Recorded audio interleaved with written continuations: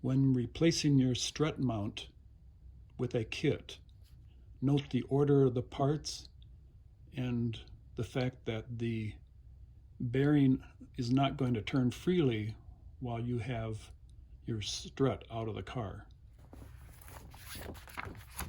This is the order of parts. You have the fender of the car. You have a retainer. This is the retainer.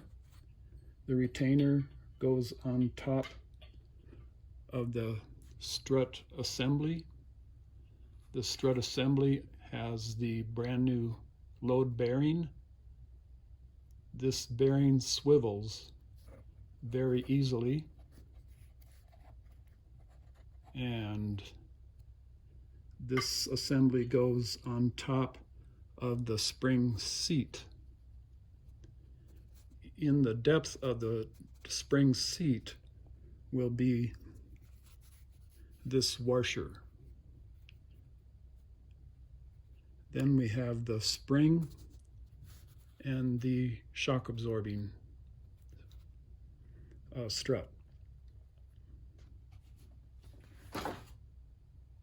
So when you have the strut out of the car without having your spring collapsed, this bolt on top is holding the full sprung pressure of the spring. The weight of the car when it's installed is 50% down. So even though my bearing in here turns very easily, it's not going to turn easily once your sprung weight is being held by this poor piston here, because there is no bearing inside the piston for this to turn easily. This bearing will turn easily once the spring is compressed by the car's weight. Or you compress the spring with your clamps. I hope this helps explain to those who are beginning.